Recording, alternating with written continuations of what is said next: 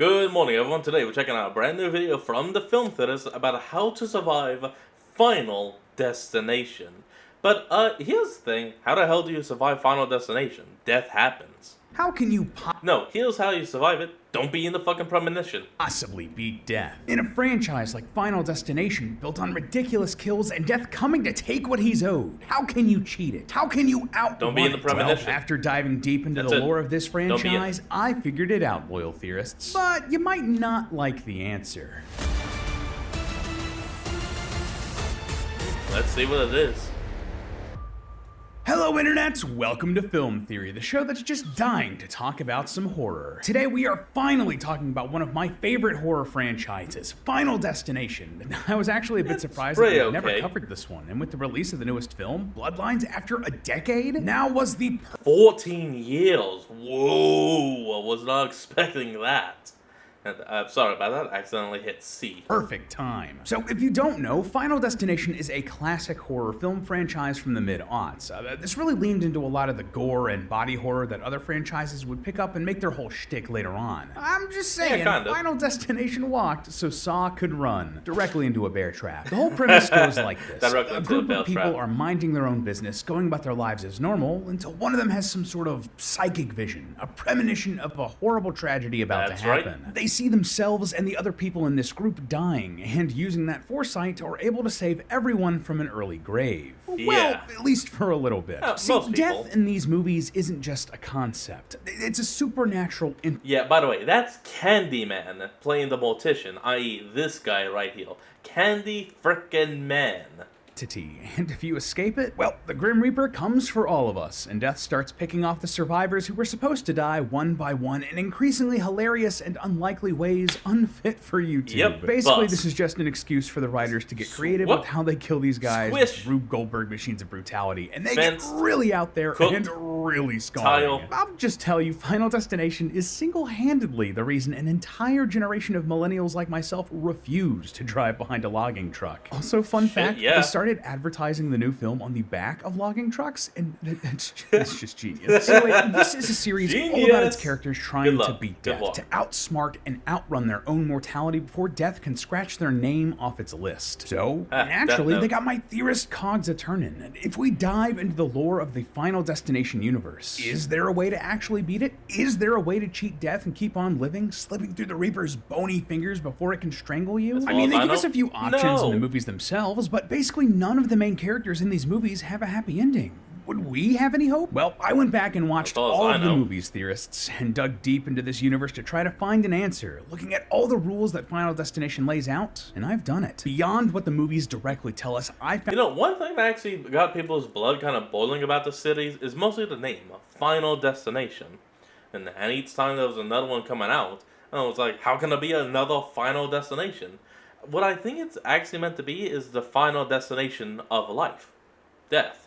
found a way to the beat death final and live out the stop. rest of your days. But, well, let's just say it might not be the way you want to live. So prepare your over-the-top chain reactions, loyal theorists, as we try to beat Final Destination. So there Yeah, are a Rube few things Goldberg. we need to know Okay. before we can really figure out how to beat death, and that's how exactly this whole thing operates. See, there are a few rules that death seems to follow here, which gives us a good starting point. few, First of all, thankfully. each of these films start when someone gets a premonition about an oncoming disaster, usually seeing themselves and multiple other people dying horribly in some terrible accident. That's the person right. with that premonition then thwarts that disaster, saving all of their lives. So just for the sake of Or a explanation good few, here, unlike let's the say that second one. myself and the other theorist hosts were supposed to die horribly in a giant Freddy Fazbear animatronic-related disaster. Oh no, there's a fan. But I managed to stop it before it happens because I got a vision. That vision? That you would be subscribing to Film Theory, so go on. help I'm already me out. subscribed. Anyway, death wants to collect the lives it's owed, and the Too late. survivors become collectively known as Death's List.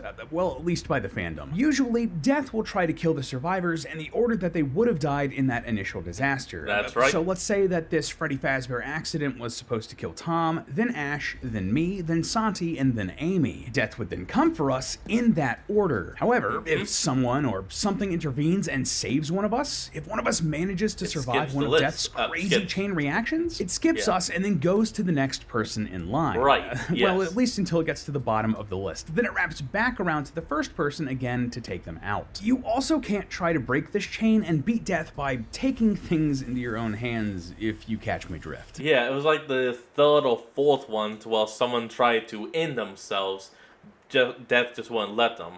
So they were like, "We're gonna be immortal," instead of being and like.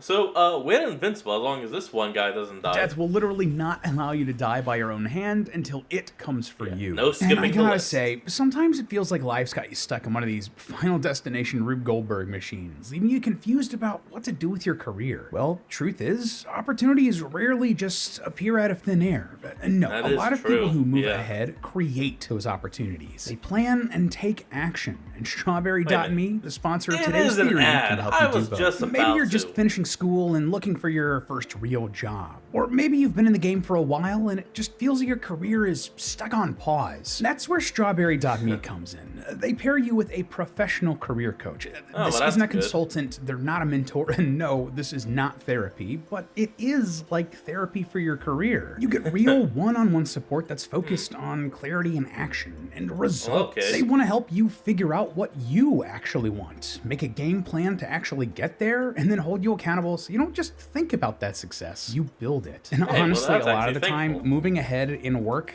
is like a game, and getting career coaching is like finding the best strategy guide out there. It's not guesswork, it's building groundwork, a structured approach to help deliver yourself results. And best of all, not bad. Strawberry.me is accessible and flexible. Their virtual career coaching is available from anywhere you want or need on your schedule. You might not know this, Anywhere but and I actually everywhere. was a video editor when I started out here at Theoris, but I wanted to eventually move into writing and then producing videos before I worked my way up to be host. That didn't happen out of nowhere. I wanted it and worked hard for it, using the exact hey, sort of congrats, planning man. that You made Strawberry.me uses in their coaching. They don't just give you generic advice, but instead customize a plan tailored just for you. You made it all the no way. one builds a career alone, and that's okay. And if you're serious about success, stop guessing and start planning. Visit strawberry.me/film theory and claim your $50 credit. Kind of That's covering the, scam thing. strawberry.me/film theory QR for a code. $50 credit. Thanks again to strawberry.me for sponsoring this theory, but now let's head back into Final Destination and cheating death. So, From building your future, let's get back to the end of your life. with all of those rules in mind, how are we going to avoid this terrible fate? Well, your first thought might be, can I death-proof my life? Can I do something to take all of the danger out of everyday objects That's right, and it keep happened in myself the first away from movie. death's design? And that's a great thought. In the fandom, this is known as bringing yourself to a stalemate with death, and it makes sense. Being vigilant and trying to death-proof your controlled space is a good start, though you may come to realize just how many things in your everyday life can kill you. Just look around your Oh, room yeah. and you can probably find a dozen or more potentially deadly scenarios, enough to drive you to a paranoid insanity. Tetanus. Nice one. I overlooked it. Like, listen, we have literal, actual decades worth of research and studies shining a light on the commonplace We got dangers of plenty. everyday life. For example, one study showed that in the US, there are over 100,000 bathroom-related injuries per year, many of which Damn. sadly result in death. This is stuff like people slipping and falling, hitting their head on the counter,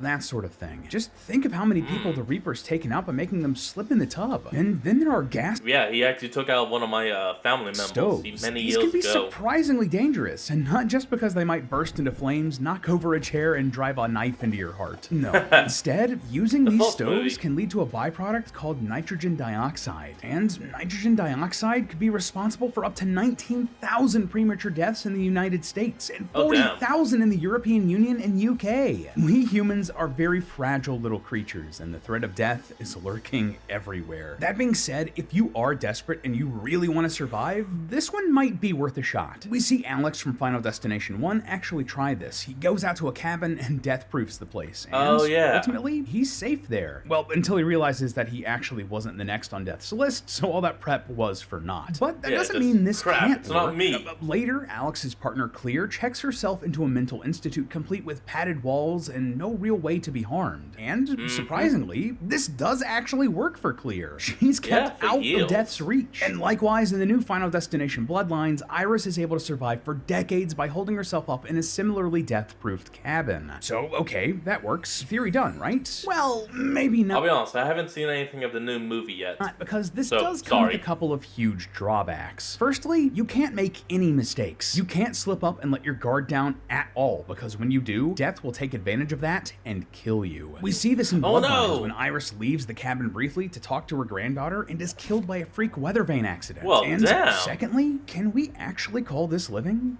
You can't do anything. You can't go out, can't have fun, can't bring anything that could be even remotely dangerous close to your person. In Clear's case, she's literally trapped in a padded cell. That doesn't sound like a life worth leading, and I don't know if we can call this stalemate a way to defeat Death. But maybe the trick isn't to look out for every threat, but instead to look out for the signs. One of the stranger developments in this series is that Death, apparently, believes in fair play. Yeah, it'll often signal what deadly moves it's going to make in advance, thus giving its victims a fighting... Yeah, a little bit of this, a little bit in your picture, and a little bit into, hey, wait, what's that playing on the radio? 108? 180? This actually happens a lot in the series. In the first movie, the main protagonist, Alex, sees a reflection of a bus before a classmate gets hit by one. Boom. And the reflection of a train before another gets killed by it. Death literally spells out where this guy will get hit and killed, while another sees a shadow that looks like what will end up killing another victim in this movie. I think I see a man with hooks. Is that a sign? And Final Destination 3 takes this a step further, where Death may base your demise off your final photographs. So if you spot some signs and your gut says they're dangerous, that may increase your chances of dodging Death. Well, at least for a little bit. Though, just as a quick aside, all of this might be Death just acting like a big troll. Like, I mean, think about this. Is Death bound by some, like, cosmic rules where... I mean, the dude's been around since literally the first being took breath. So, if anything... dude's probably just bored as hell. Has to warn and give its victims a chance to change their fate? That doesn't really seem to make any sense because it just kind of restarts if someone thwarts their death. And the photographs being the templates for their death just seems like really jokey and trolly in a way that I just gotta respect. And one of the characters in this franchise even speculates that all of the clues and warnings was just Death setting them up the whole time, leading them to the situations where they die exactly like it wanted. If we didn't change anything, what if us being here right now was the plan from the beginning? Maybe Death is just like playing with its... That is from Final Destination 4, I remember that. So to speak. Anyway, okay, what else can we try? Well, Final Destination 2 proposed another way to shake Death off your tail. It was suggested that bringing a new life into the world will force Death to rewrite its plan, hopefully letting all of the victims off the hook. Only new life can defeat Death. The survivors in this movie end up trying to pull this off by having one of them briefly drown before being revived in a hospital. Hey, we did it. Thanks to you, we cheated Death. And this method is again put forward as a solution in Final Destination Bloodlines. They even straight up name drop the character who drowned and was revived here. So why isn't this one the slam dunk? Why shouldn't the survivors be teaming up to off each other and then revive them immediately? Well, for a few reasons. Get that revived First, we see in Bloodlines that this has a ton of opportunity to go wrong, and when it does, it goes really wrong. The characters still die in incredibly gruesome ways, maybe even more painfully than if they didn't try anything at all. Damn. Do you really want to take that risk? Again, they point this out in Bloodlines. When you mess with Death and lose, it gets messy. Secondly, even though they do lay this out as a method for survival in the movies, despite what Bloodworth says here in Bloodlines, I'm skeptical that it would actually work at all. See, at the end of Final Destination 2, after the characters have supposedly beaten Death and rewritten its plan, it's revealed that there was another character who survived that initial disaster in the film. This character is then dramatically killed in a barbecue grill explosion, despite Death having already been beaten. So it doesn't seem like this whole drowning and then... Unless Death just has multiple lists. Because that kid was meant to die in the explosion of the news van that happened earlier, but was tackled out of the way. Resuscitation method worked at all. If the chain has been broken, everyone in the chain from that disaster should be safe now. shouldn't they? Plus, in the Thrill Ride edition of the Final Destination 3 DVD, there's an additional scene in an alternate version of the movie. We see in a newspaper article that the survivors from Final Destination 2 who cheated death were then later killed in a wood chipper accident. So their little stunt to die and then come back to life didn't mean diddly squat to death. Originally, I wondered if they sort of he sent a wood chipper! Misinterpreted the meaning here. Like, what if New Life was a bit more literal? Maybe what these characters should have done was have a baby. Like, I was thinking that definitely has to count as New Life. Weirdly enough, in the original Final Destination, that was actually a cut ending.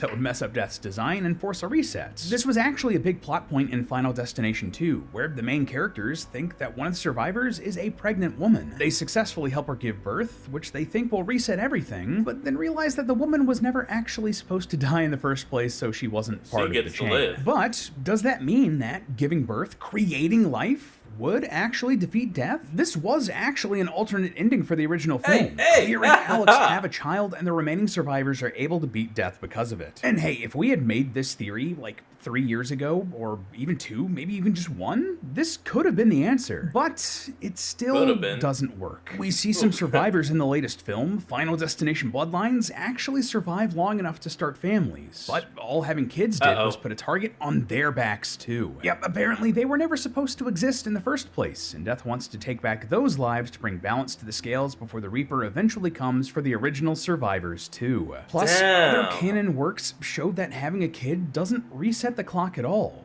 Death intended to kill a woman in childbirth in one of the Final Destination books, because of course there are Final Destination books. And just to wrap everything up in a bow here, though that alternate ending for Final Destination 1 with the baby defeating death was something the filmmakers considered, unlike other extra material outside of the main movies like that part of the Final Destination 3 DVD, we see in future films that this ending was entirely non-canon. Like, Clear does not have a baby in Final Destination 2 at all. So we've tried so much already. We've tried looking for the signs. We've tried creating new life. We've tried death-proofing our house, but is that even living? Is there anything else we can come up with to try to beat death here? Well, there is one way to effectively defeat death, established back in Final Destination 5 and again brought up in Bloodlines. One way to really... Oh, you're gonna bring up about how, if you kill someone, you take what life they had left.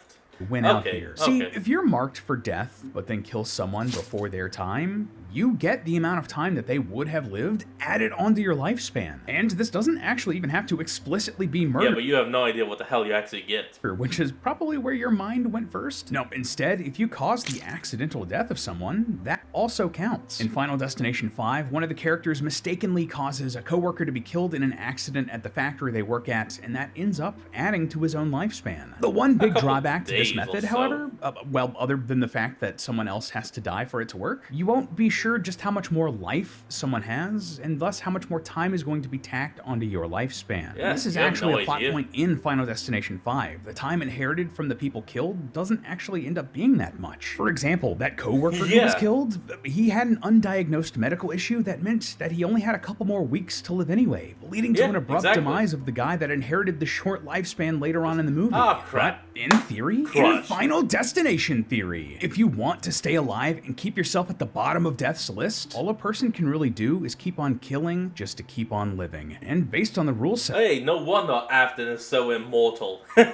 up here, you could become a serial killer and keep getting more and more life by taking others. I mean, potentially you could even end up living forever with that. Kind of weird to think about, but it is what it is. Maybe that'll be a premise of Final Destination 7. At first, I thought that this was a poetic, tragic ending to this theory, right? Like, to beat death, you more or less have to become death, stealing people's lives in a desperate attempt to extend your own. But believe it or not, the extra little twist here that takes this beyond what the movies lay out, even this seems to be part of Death's design. Remember how I joked earlier about the Final Destination books? Well, they're all canon to the universe, and in one of them, Final Destination Looks Could Kill, the main character literally makes a deal with death to extend their own life. And the terms of that deal, they start killing other survivors for Death to Oh. survive themselves. In a way, Okay. yes, they're adding their victims' lifespans to their own, but it's all at the whim of Death itself. The moment that character hesitates, that they refuse to take a life for Death, Death comes for them instead. And really, Death like, is we the got a great deal. equalizer, isn't it? We're all gonna have to face our mortality in the end. Even the characters that end up surviving in this series by exploiting the loopholes we talked about here, well, they end up terminally ill.